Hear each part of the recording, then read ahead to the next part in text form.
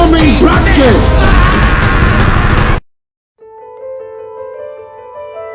What's going on, everyone? So welcome to my latest video. This is, of course, a double-headed review of 2021 films. That's right, I'm a bit behind, so of course, it's time to give you guys another double-headed review. This is, of course, for Don't Breathe 2 and, of course, Free Guy.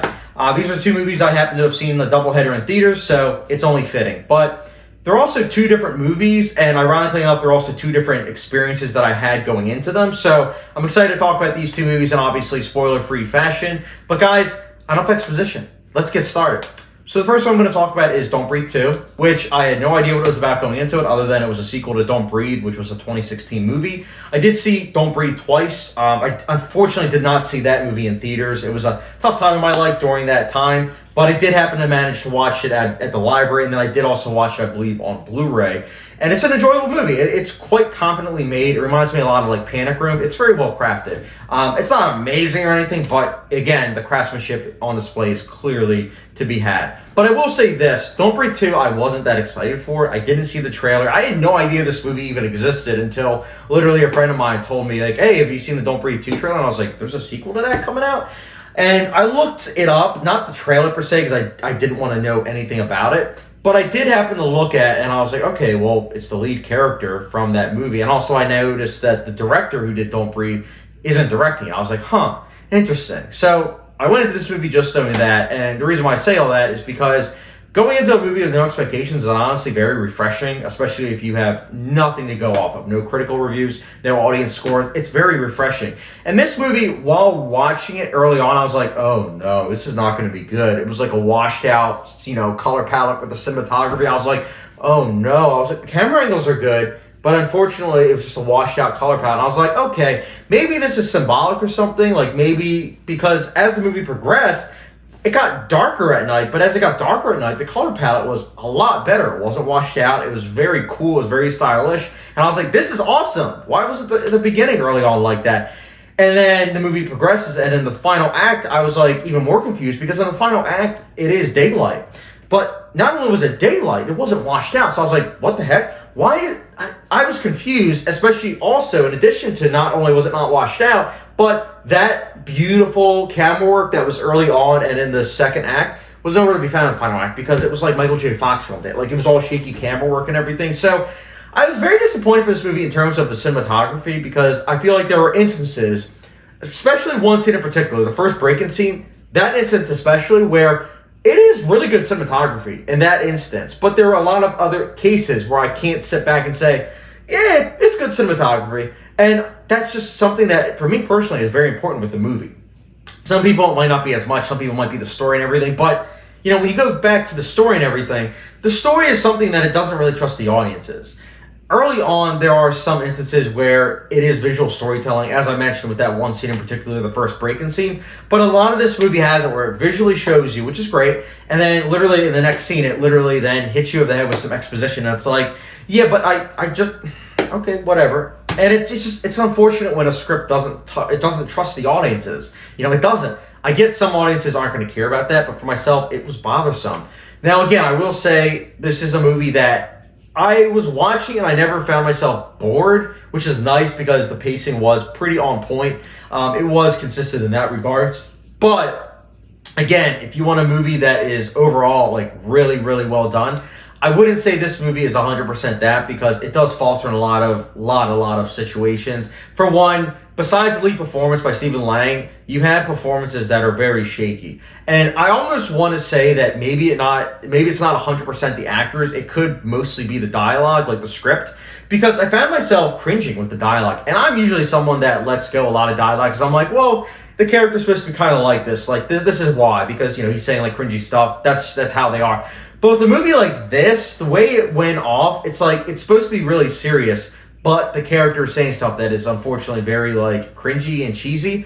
And that was why it just took me out. And I was like, well, it could be partially the delivery of the actors, but I do also think that it has a lot to do with the script, like the dialogue, because in addition to the dialogue, as I mentioned, the exposition was also unfortunately very heavy-handed. So a lot of things like that just were unfortunately bogging this movie down. It's also got a lot of cliches in terms of the storytelling itself. So in those regards, I wasn't a big fan of, and the filmmaking, like I said, it's shaky at best, especially during those thrilling action scenes.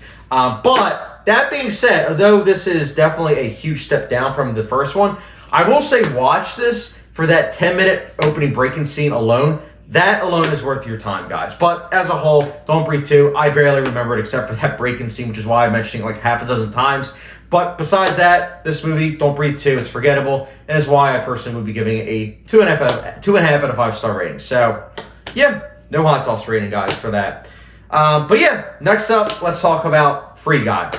So, Free Guy is the complete opposite of Don't Breathe 2. Not just in genre, because obviously Don't Breathe 2 was a horror film, horror thriller.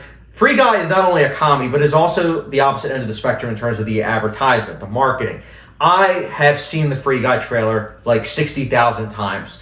I might be over-exaggerating, but I think not, possibly. I've seen the trailer so many times. At this point, it's just been kind of tuned out in my head. Like, when I see the trailer, I usually just go on my phone because I'm like, well, I know I'm going to see it, and I've just seen this trailer so many times. So I went into the movie kind of with that mindset where I was like, is this movie even going to be good? Is it going to be at least entertaining? And with those low expectations, I have to say, I found myself quite entertained by this movie. Free Guy, honestly, is a lot of fun.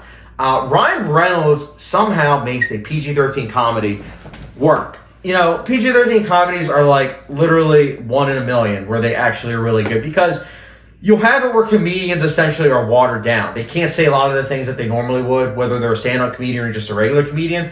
They're not able to say any of that. They're like filtered, essentially. So because of that, a lot of times it's watered down and bogged down, unfortunately, with script writing that usually isn't very funny.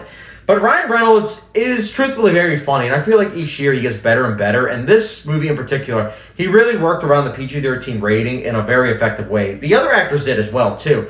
There were a lot of jokes. I was surprised that this was a PG-13 rating. I found myself, as someone that literally does pay attention to that kind of stuff, I found myself doing a double check. Like, wait a minute, this is PG-13? Because, yeah, there's only one F word, but there's a lot of, like, close to it F words, as well as a lot of adult jokes that I found hilarious, but also just a lot of adult jokes, in addition to obviously spoofing movies, not necessarily spoofing, but playing homage to certain movies that obviously are adult-like. And I liked that. I thought that that was something that was very effective because, you know, you'll have younger teenage audiences watch this movie and get, like, you know, all the video game references and everything, but you'll have older people, you know, that really pick up on a lot of other stuff. And I have to say, the filmmaking also is pretty rock solid. I mean, I found the visual effects to be mostly good.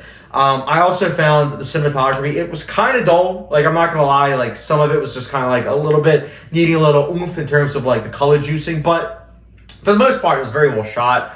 It didn't blow my away in that regards. Mostly it was the humor and the performances that really get, especially Taika Waititi. I really want to mention him because he plays a villain role that we've seen before in so many times, like that over-the-top villain that clearly is like a performance and not something that feels kind of like ingrained in the story. Like, it clearly feels like the scriptwriter wanted to have it where someone was improvising and it just usually doesn't work. Like, think Don Cheadle in Space Jam 2. Like, that performance just does not work in the slightest for me because it's clearly Don Cheadle trying to ham it up and it just doesn't work. Taika Waititi, on the other hand, is being Taika Waititi. It's not acting. He's legitimately crazy in this movie, and that's why I loved it, because I bought it. I bought it because he was playing someone that was off his rocker. And if you've seen Taika Waititi in other movies, he does that very well. And he does it in this movie as well, too. I really enjoyed it. He did some things that, like, I understood it was like he's just doing just because, to create drama and just because.